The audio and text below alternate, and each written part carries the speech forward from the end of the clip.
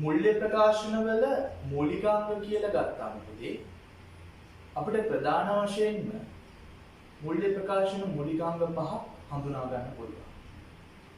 ඒ පහ ඔයා මේ වෙද්දි දන්නවා. නමුත් සමහරක් ළමයි දන්නේ නැහැ මේ පහ අපි හඳුන්වන්නේ මූලිකාංග කියන වචනයෙන් කියලා. elements. එතකොට පුතේ මුල්‍ය ප්‍රකාශන වල මූලිකාංග ප්‍රධාන වශයෙන් ඔයා පහක් ඉගෙන ගන්න. මේ වෙද්දිත් ඔයා ඒක ඉගෙනගෙන තියෙන්නේ. එක වත්කම්. වත්කම් කියන්නේ අතීත සිදුවීමක් තුළින් බිහි වූ ව්‍යාපාරයේ පාලනයට යට ආර්ථික සම්පත්. මේක පුතේ ප්‍රධාන වශයෙන් අපිට ලක්ෂණ තුනක් යටතේ හඳුනා ගන්න පුළුවන්. අතීත ගනුදෙනුවක හෝ සිදුවීමක ප්‍රතිඵලයක් ලෙස බිහිවන ව්‍යාපාරය විසින් පාලනය කරන අනාගතයේදී ඉස්සරහට අනාගත කාල පරිච්ඡේදයේදී අනාගත ආර්ථික ප්‍රතිලාභ ව්‍යාපාරය තුලට ගලා එන නැත්තම් ජනනය කෙරෙන ආර්ථික සම්පත් තමයි අපි වත්කම් කියලා හඳුන්වන්නේ. මේකේ නිර්වචනය කෙටියෙන් අපිට මේ ආකාරයෙන් ගන්න පුළුවන්. එතකොට අතීත සිදුවීම් තුළින් බිහි වූ ව්‍යාපාරයේ පාලනයට යට ආර්ථික සම්පත්. වත්කම් කියන දේ assets අපිට විවිධ නිර්ණායක මත පදනම්ව බෙදා වෙන් කරන්න කිව්වොත් උනේ. ඔයාලට ප්‍රධාන වශයෙන්ම මේ විෂය නිර්දේශය තුළ අපි ආකාර තුනක් නිර්ණායක තුනක් යටතේ බෙදා වෙන් කිරීම සාකච්ඡාවට ලක් කරනවා. එක භෞතික පැවැත්ම physical existence. භෞතික පැවැත්ම මත ගත්තොත් පුතේ අපිට අල්ලන්න පුළුවන් වත්කම් තියෙනවා. තව අල්ලන්න බැරි වත්කමක් තියෙනවා පුතේ. හරි. ඔයාට එකපාරටම 100ට නැගින්නේ නැති වෙන්න පුළුවන්. නමුත් සමහරක් වත්කම් තියෙන අපිට අල්ලන්න බෑ. හැබැයි ඒක මාර වටිනවා. හරි. උදාහරණයක් ගත්තොත් මෝටර් රථ කියන්නේ මගේ වත්කමක්. අතීත ගන්න. අතීතය කියන්නේ මොකද්ද පුතේ? මේ ගත වෙන පහුවෙන තප්පරෙත් පුතේ අතීතය තමයි. මේ ගත වෙන හැම තප්පරයක්ම අතීතයි. මොකද මං කියන වචනයක් මට ආයේ ගන්න බෑනේ. හරි. මම මොනාරි කුණුහරුපයක් කියවුවොත් ඒක මට ආයේ ගන්න බෑ. ඒක මෙතනට ගැලපෙන්නේ නැහැ කියලා. ඒකින්ද මම කුණුහරුප කතා කරන්නේ නැහැ. හරි. ඒ වගේ අතීතයේ සිද්ධ වෙන යම් දෙයක්ද නැත්නම් පහුගිය තප්පරයේ සිදු වෙන යම් දෙයක්ද ඒක අතීතයි පුතේ. අතීත ගනුදෙනුවක සිදුවීමක ප්‍රතිඵලයක් නිසා මෝටර රථය මිලදී ගත්තා කියලා කියන්නේ. මෝටර රථය මිලදී ගත්තයින් පස්සේ මම මේක පාලනය කරනවා. මට ඕන නම් මම මගේ කම්පැනි එකේ ව්‍යාපාරයේ ස්ටිකර්ස් ටික ගහනවා ඒකේ. හරි. ඒ වගේම එකකින් අනාගත ආර්ථික ප්‍රතිලාභ ගලා යනවා. මම ලොරියක් ගත්තම භාණ්ඩ බෙදා හරින්න මට ලොරිය නැත්තම් භාණ්ඩ ටික බෙදා හරින්න හම්බෙන්නේ නැහැ. එහෙනම් මට අනාගතයේ ආර්ථික ප්‍රතිලාභ ගලාගෙන එනවා. ඒක පුතේ ස්පෘශ්‍යයි. මෝටර රථය මට අල්ලන්න පුළුවන්. ලොරිය අල්ලන්න පුළුවන්. තොගේ අල්ලන්න පුළුවන්. හැබැයි පුතේ අස්පෘශ්‍යවත්කමුත් තියෙනවා. මොනවාද ඒ? අස්පෘශ්‍යවත්කම්. උදාහරණයක් විදිහට ගත්තම පුතේ ඔයාට තියෙන කීර්ති නාමය ව්‍යාපාරය. ඔයා කියන්නේ කවුද? ව්‍යාපාරය. ව්‍යාපාරයේ තියෙන කීර්ති නාමය පුතේ අස්පෘශ්‍යයි. අල්ලන්න බෑ අපිට ඒක. හරි. මිනිස්සු අපි උදාහරණයක් විදිහට ගත්තොත් ලංකාවේ තියෙන ප්‍රධානතම ආයතනයක් තමයි යුනිලීවර් කියන්නේ. එතකොට යුනිලීවර් කියන නිෂ්පාදිතයට යුනිලීවර් කියන ආයතනයට මේ වෙද්දි ලොකු කීර්ති නාමයක් ගොඩනැගිලා තියෙනවා. එයාලා මොනවාද නිෂ්පාදනය කරන්නේ? ඒ භාණ්ඩය තුල යුනිලීවර් කියලා ගහලා තිබුණොත් ඒක මිනිස්සු ගන්න පැකිලෙන්නේ නැතිකමක් දැන්ට මේ ලෝකයේ තුල අපේ රට තුල අපිට දකින්න පුළුවන්කම තියෙනවා. එයාලා නව නිෂ්පාදනයක් දී කරත් ඒකේ යුනිලීවර් කියන බ්‍රෑන්ඩ් නේම් එක යාගේ කම්පැනි නේම් එක යා ගහනවා. ඇයි ඒ? මොකද ඒකට රට තුල ලෝකයේ තුල මේ වෙද්දි පිළිගැනීමක් ඇති වෙලා. එහෙනම් එයාට ඒක රුපියලකට දෙකකට නෙමෙයි පුතේ. කෝටියකට බිලියනයකට වටින වත්කමක් වෙන්න පුළුවන්. කීර්ති නාමය, එයාට තියෙන ගුඩ්විල් එක. ඒ ව්‍යාපාරයේ විකුණන්න වුණොත් කවදා හරි විකුණුවොත් ඒ කොටස් හිමියන්.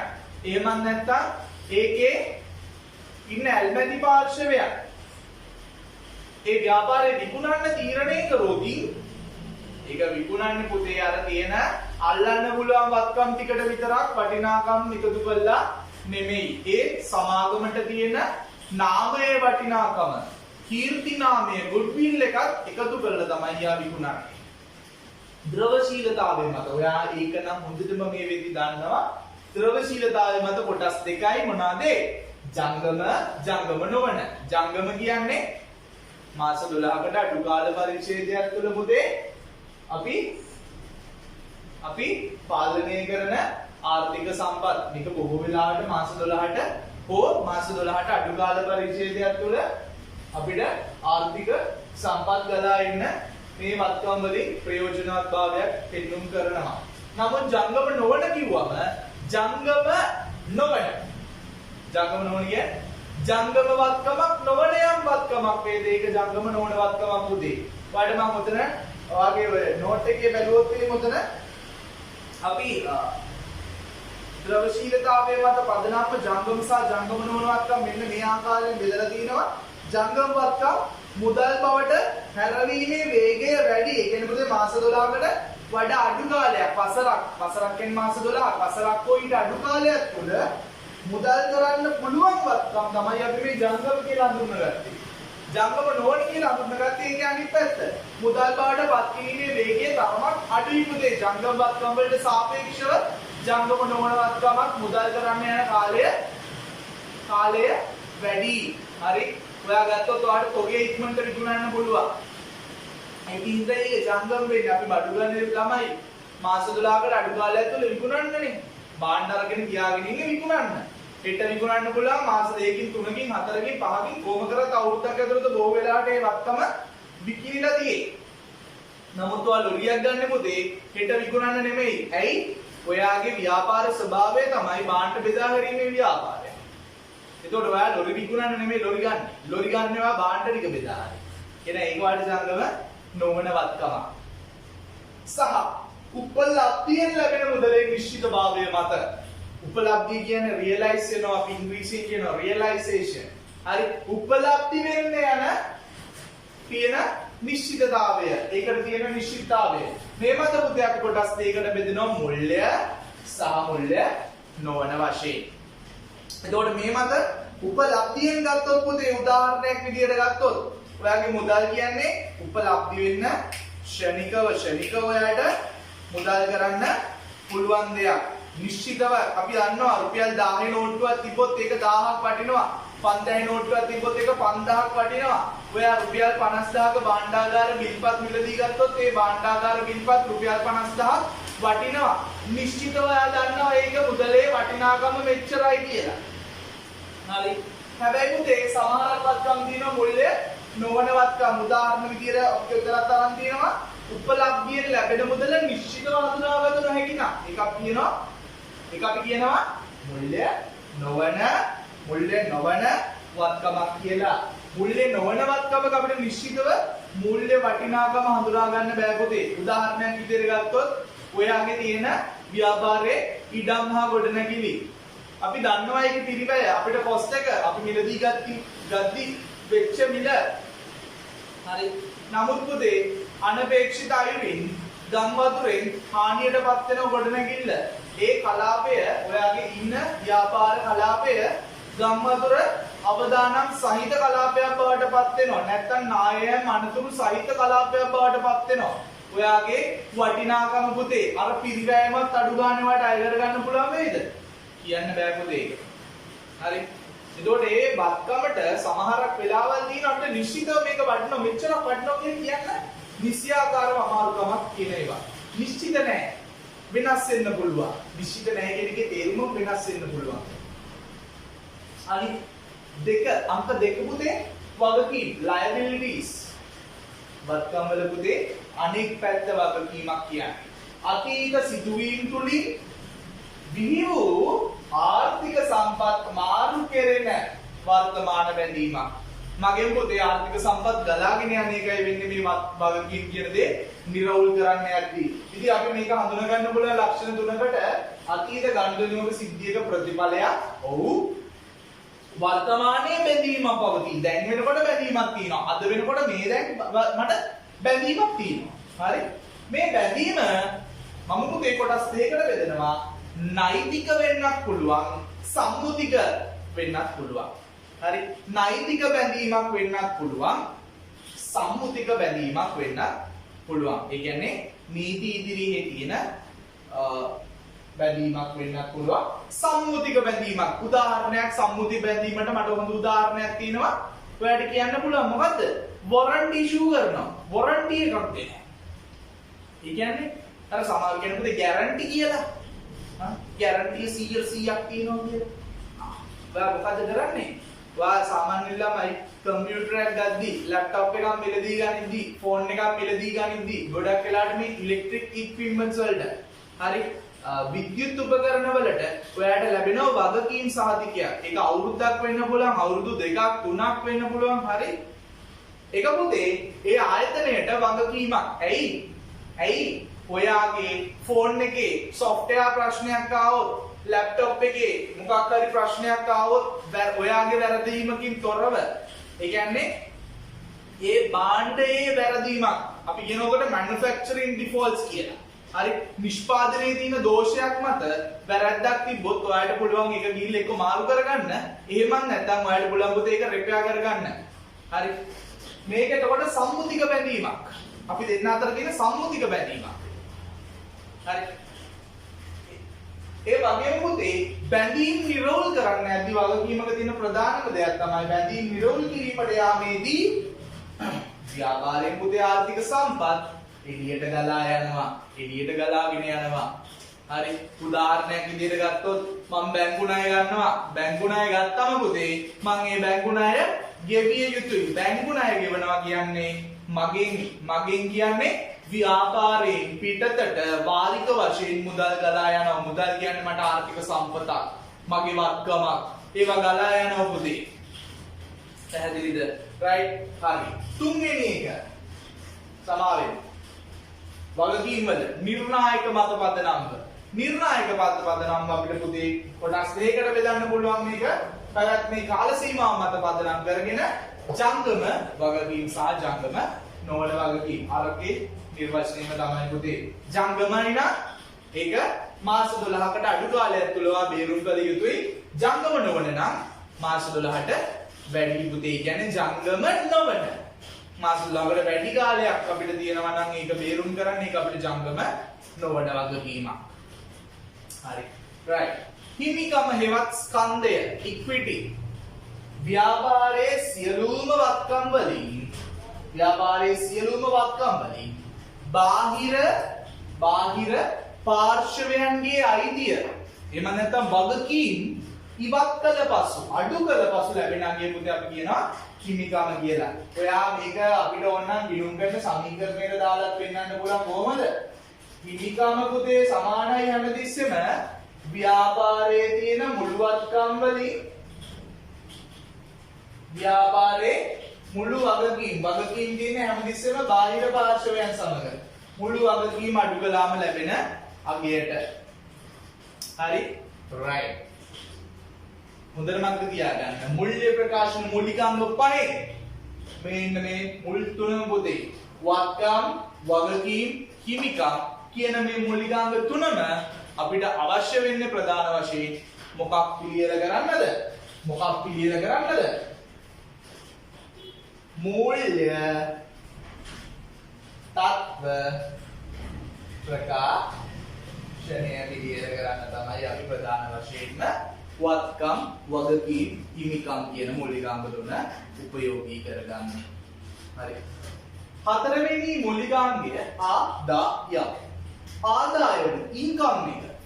ආදායම් ගත්තම පුතේ මෙතන ප්‍රධාන නැත්නම් විශේෂයක් තියෙනවා.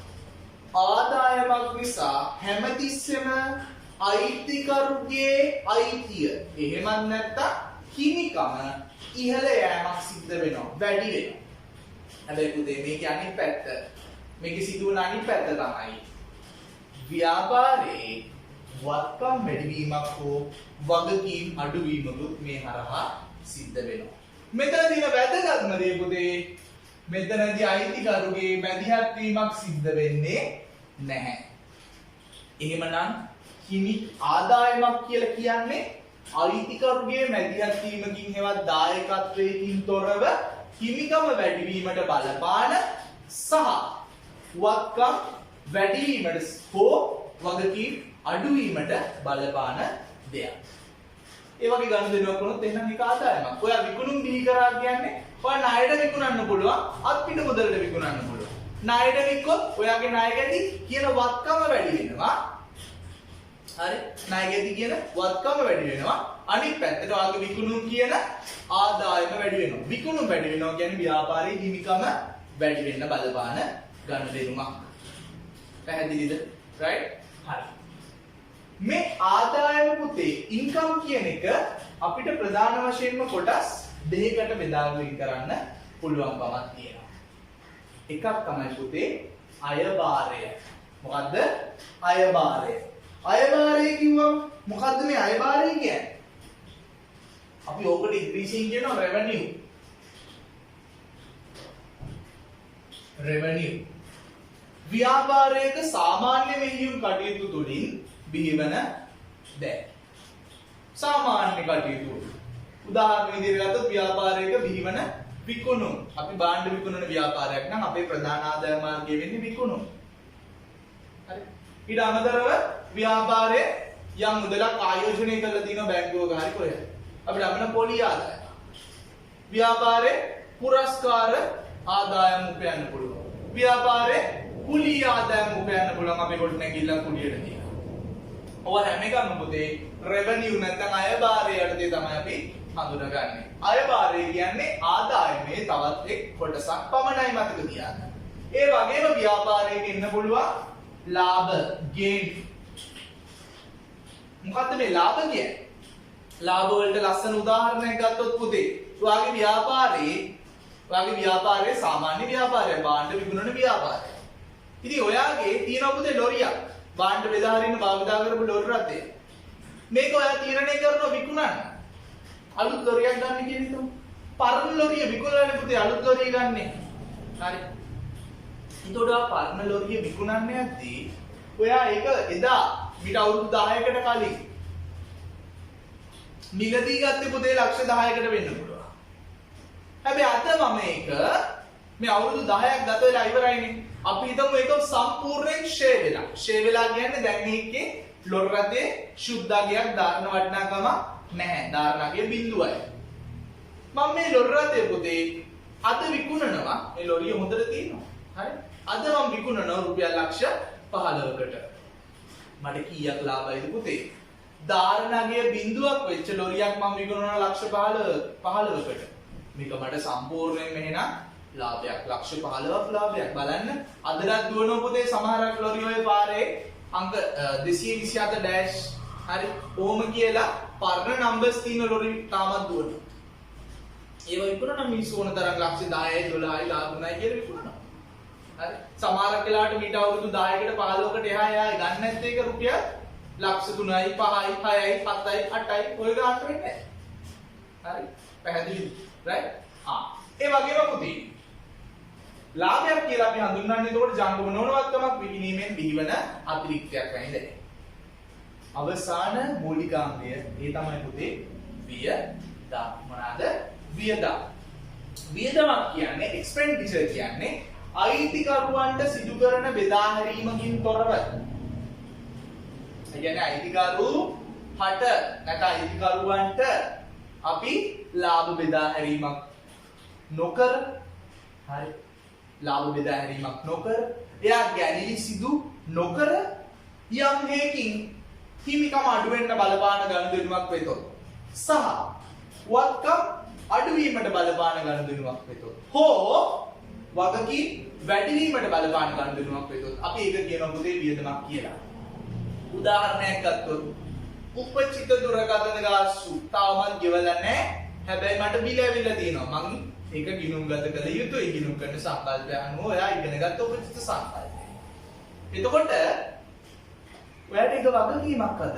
එහෙනම් ඔයාගේ වගකීම් ඉහළ යනවා. ඇයි? ගෙවිය යුතුයි උපචිතයි. එහෙනම් උපචිත දුරකථන ගාස්තු කියන්නේ වගකීමක්. උපචිත දුරකථන ගාස්තු බැර. අනික් පැත්තට පුතේ දුරකථන ගාස්තු කියන්නේ වාට ව්‍යාපාරයට වියදමක්. මේ වියදම නිසා ඔයාගේ හිමිකම අඩු වෙන්න බලපානවා. අඩු වෙන්න බලපාන. මෙවැනි දේ අපි හඳුන්වනවා වියදම් කියලා. මේ වියදමුත් පුතේ ප්‍රධාන වශයෙන් කොටස් දෙකකට බෙදන්න පුළුවන්. මොනවාද ඒ? ව්‍යාපාරයේ සාමාන්‍ය කටයුතු වලදී දරන වියදම්. උදාහරණ විදිහට ගත්තොත් විකුණුම් පිරිවැය. භාණ්ඩ විකුණද්දී අපිට පිරිවැයක් දරන්න වෙනවා. ඇයි? මගේ තොගය විකුණුම් බවට පරිවර්තනය වෙනවා කියන්නේ මට මේ අවස්ථාවේදී මගේ ඒ තොගය වියදම් බවට පත් වෙලා හමාරයි කියන එක. හරි. විකුණුම් පිරිවැය, සේවක වැටුප්, මම බැංකු ණයක් අරන් තිනවා. ඒකට මම ගෙවන්න ඕනේ පොලි. ඒක මට වියදමක්. පොලි වියදම්. මේවා ව්‍යාපාරයක තියෙන සාමාන්‍ය වියදම්. ඒ වගේම පුතේ අලාභ loss මොනවාද? අලාභ ව්‍යාපාරේ හදිසි තත්ත්වයකින් අපි අර කිව්වා වගේ අර ගම් වතුර ඇවිල්ලා අපේ කර්මාන්ත ශාලාව යට වෙලා අපේ බීම තොගය නැත්නම් අපේ ඔක්කොම තොගය හානියටපත් වෙනවා. විනාශ වෙලා යනවා. ඒක තොග හානියක්, ගම් වතුර හානියක්. හරි. ගිනි ගන්න පුළුවන් අපේ ස්ටෝර්ස්. මොකද වෙන්නේ? ඉවරයි. එහෙනම් අපිට ඒක හානියක්. අපි අපේක්ෂා කරන් හිටියේ නෑ. අපේ ඒක සාමාන්‍ය දෙයක් නෙමෙයි. මුදල් ඇති වෙනවා පුතේ. අපි අර කැෂියර් නංගි මොනවද කරේ? ෂූටි පාටිය බාරක් ගහලා. හරි. ඒ මන් නැත්තම් හොරෙක් ඇවිල්ලා අපේ ලාච්චුවේ මුදල් අරන් ගිහිල්ලා. හරි. කාටද කියන්න වෙයි? අර මුදල් අය කෙනියට. ඒ කියන්නේ අපේ කැෂියර් නංගිටවත් කියන්න වෙනවද? හොරෙක් ඇවිල්ලා සල්ලි උස්සලා. මොකද කරන්නේ? ඉතින් මොනවා කරන්නද පුතේ මිනිස්සු මොනවා කරන්නේ? හරි කැෂියර්ට කරන්න දෙයක් නෑ සල්ලි නැති වෙච්ච එක. එහෙනම් මේක ව්‍යාපාරයට අලාභයක් පුතේ. මේ මුදල් නැතිවීම ව්‍යාපාරයට අලාභයක්. හරි. ඒක නැවත අය කරගන්න පුළුවන් වේද බැරි වේද කියන්නේ අපි දන්නේ නෑ. හරි. CCTV දාලා තිබ්බොත් ඔයාලට සමහර වෙලාවට මුදල් නැතිවීමත් වගේ දෙයක් නම් නැවත අය කරගන්න පුළුවන්. හරි. නමුත් රක්ෂණය කළා තිබ්බොත් ඔයාලට යම් මුදලක් අය කරගන්න පුළුවන් වෙයි. හරි. අපි ඒව වෙනම ගලපන ඒක වෙනම කතා කරමු. නමුත් අලාභයන් විදිහට අපිට හඳුන ගන්න පුළුවන් තොග හානි, ගිනි හානි, මුදල් නැතිවීම. හරි.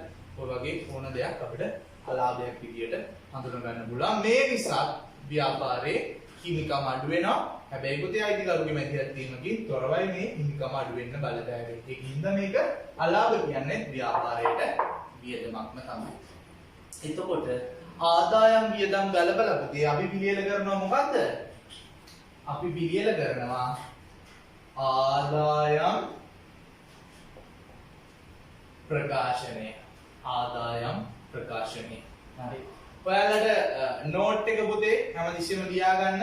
මොකද ඔයාලගේ අනිත් ඔයාලා භාවිතා කරන පොත නැත්නම් ඔයාලගේ නෝට් එක ඔයාලට කියව ගන්න පුළුවන්. හරි. ඔය තියෙන නෝට් එක කියව ගන්න පුළුවන්. හැමතිස්සෙම අපි මෙන්න මේ ආකාරයෙන් ඔයාලගේ accounts හැම එකක්ම සමරයිස් කරනවා. අත්‍යවශ්‍යයි ඔයාගේ ඔළුවට දාගන්න ඕන දේවල් ටික. හරි. ඒකෙන් හොඳට අහගෙන ඉන්න. සහ මේක ඔයාගේ ඔයා ලියන පොතේ මේක ඔයාගේ සටහන් කරගත යුතුයි. හරි? රයිට්. ලියා ගන්න ටක් ගාලා මටම ලියා ගන්න.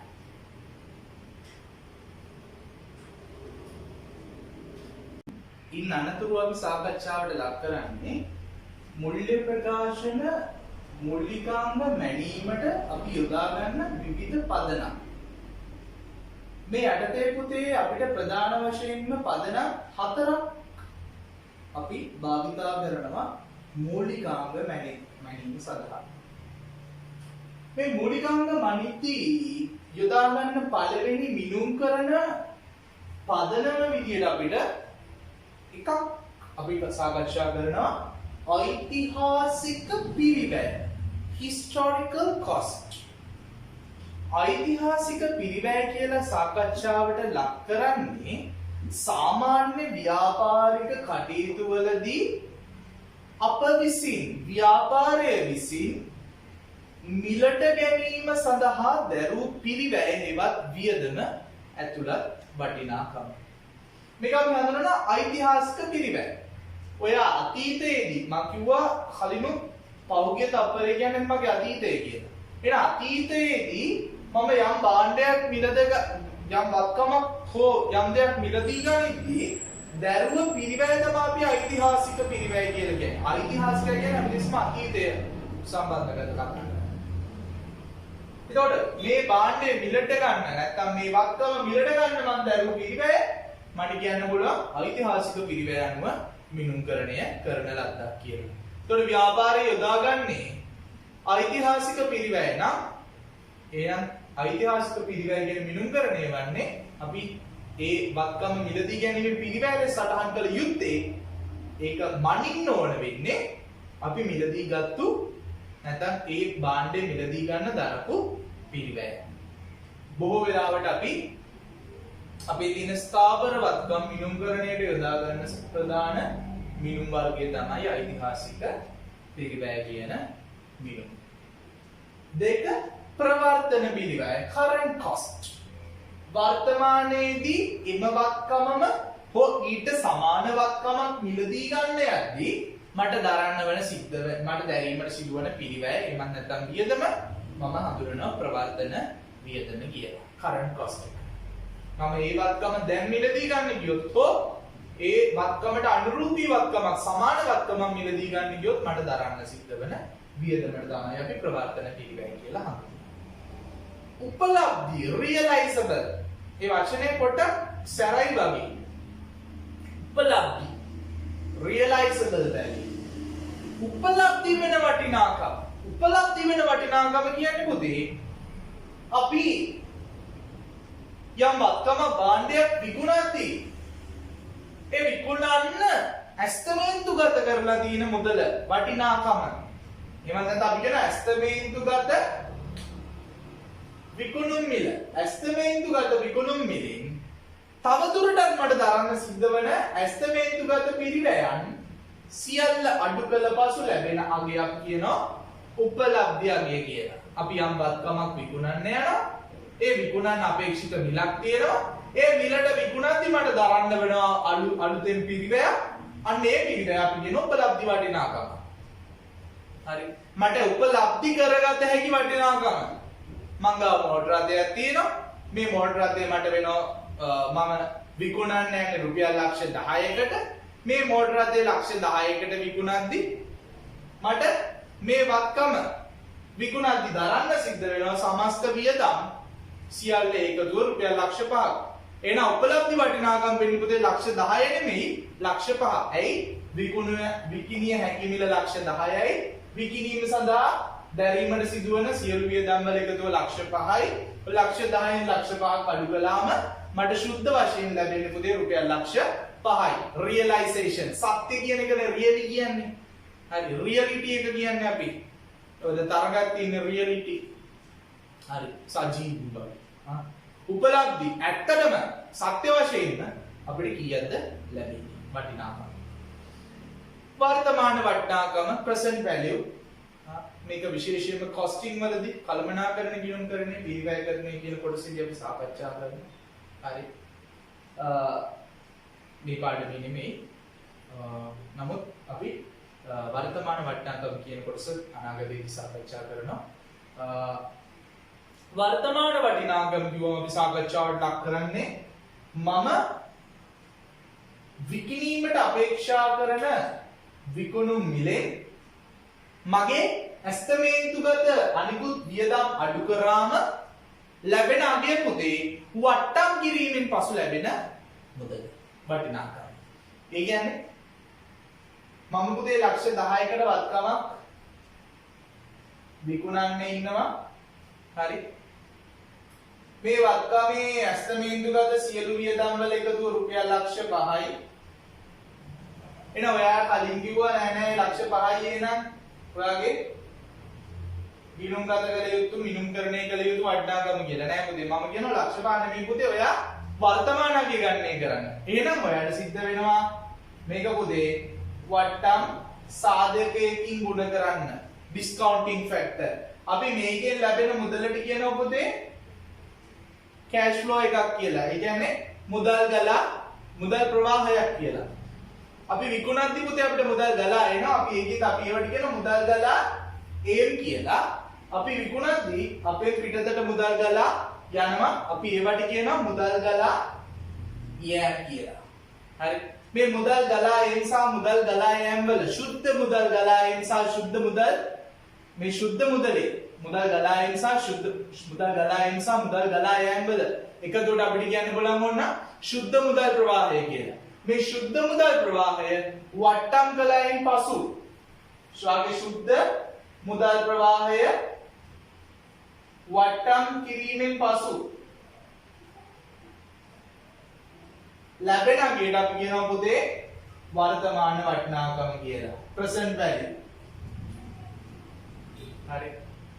මේ අපි ඉස්සරහට පිළිවැයකරණය කියන කොටසත් සාකච්ඡා කරනවා. දැනට ඔයා මේ සම්බන්ධව දැනුම ප්‍රෙස් කරගෙන දුන්නා නම් ඒක දැනට ප්‍රමාණවත්. හරි. ඊළඟ මුල්‍ය ප්‍රකාශන සංරචක.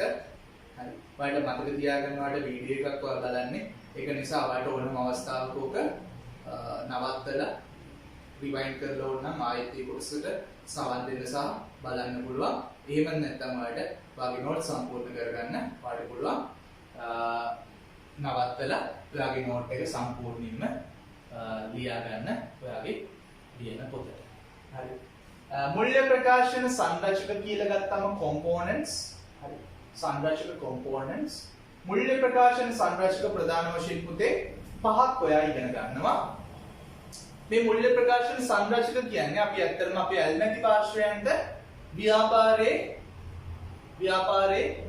ලාභ ව්‍යාපාරේ මුල්‍ය තත්ත්වය වත්කම් වගකීම් හිමිකම් ව්‍යාපාරේ මුල්‍යමය තත්ත්වය මුදල් ප්‍රවාහයන් සම්බන්ධයෙන් සියල්ලම අනාවරණය කරමින් ඔවුන්ට යම් අදහසක් ව්‍යාපාරය සම්බන්ධයෙන් අදහසක් ලබා ගන්න පිළියෙල කරනු ලබන දේවල්. මේ මුල්‍ය ප්‍රකාශන සංරචක ප්‍රධාන වශයෙන් අපි ඉගෙන ගන්නවා පහක්. මේ පහ අපි ඉස්සරහට සාකච්ඡා කරනවා, ගණනය කිරීම කරනවා. හරි. අපි තනි පුද්ගල ව්‍යාපාරයක ගිණුම්කරණය කරනවා, ගැළපෙල් සටහන් සහිතව. හවුල් ව්‍යාපාරයක ගිණුම්කරණය කරනවා සහ සමාගම් ගිණුම්කරණය සාකච්ඡා කරනවා. හරි. ඉතින් මේකෙදි බොහොම වැදගත් වෙන මේ සියල්ලම මේකින්ද මතක තබා ගන්න, හොඳින් අහගන්න. මුල්‍ය ප්‍රකාශන සංරචකයන්ගේ පළවෙනි එක අපි කතා කරන්නේ පුතේ මුල්‍ය තත්ත්ව ප්‍රකාශනය. Statement of Financial Position. මේක හැමතිස්සෙම අපි පිළියෙල කරන්නේ පුතේ යම් නිශ්චිත දිනකට පවත්නා වත්කම් කොච්චරයිද වගකීම් කොච්චරයිද හිමිකම කීයද මෙන්න මේක නිරූපණය කරන්න අපි පිළියෙල කරන්නේ මොකද්ද මුල්‍ය තත්ත්ව ප්‍රකාශනය විස්තීර්ණ ආදායම් ප්‍රකාශනය කියන්නේ Statement of Comprehensive Income. අපි ඕකට තමයි අතීතයේදී ඉස්සර කිව්වේ පුතේ වෙළඳ හා ලාභ ගිණුම ආදායම් ප්‍රකාශනය කියලා අපි හඳුන්වන්නේ තෝකම තමයි. මෙතනදී අපි විස්තීර්ණ ආදායම් ප්‍රකාශය පිළියෙල කිරීමේ පරමාර්ථය අරමුණ වෙන්නේ යම් නිශ්චිත කාල පරිච්ඡේදයක් තුළ දිනකට නෙමෙයි යම් නිශ්චිත කාල පරිච්ඡේදයක් තුළ ව්‍යාපාරය ඉපැයූ ලාභය හෝ දරන ලද අලාභය ගණනය කරන්න තමයි අපි මෙන්න මේ විස්තීර්ණ ආදායම් ප්‍රකාශය පිළියෙල කරන්නේ. විස්තීර්ණ ආදායම් ප්‍රකාශය පිළියෙල කරද්දී අපි යොදා ගන්නා ගිණුම් කරන මූලික අංග තමයි ආදායම් හා වියදම්. එහෙනම් මේකට අදාළ වෙන්නේ පුතේ ආදායම් හා වියදම්. හිමිකම් වෙනස් වීමේ ප්‍රකාශය අපි නිරූපණය කරන්නේ යම් නිශ්චිත කාල පරිච්ඡේදයක්